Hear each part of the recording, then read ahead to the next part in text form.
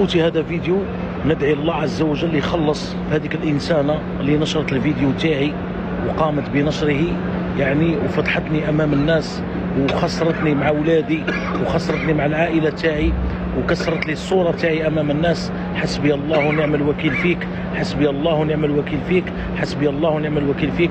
وهذا فيديو من مكة المكرمة. أدعو الله عز وجل أن يكافيني فيك بما شاء. اللهم كافيني فيها بما شئت يا رب العالمين. وكل من نشر ذاك الفيديو نسأل الله العلي القدير أن ربي يخلص فيك إن شاء الله. كما درتي لي ربي يخلص فيك، كما فركتيني مع أولادي وفركتيني مع العائلة تاعي وطيحتي العين عليا. نسأل الله العلي القدير يخلص فيك إن شاء الله في الدنيا قبل الآخرة يا رب السماوات والأرض يا ذا الجلال والإكرام. حسبنا الله ونعم الوكيل، حسبنا الله ونعم الوكيل، حسبنا الله ونعم الوكيل.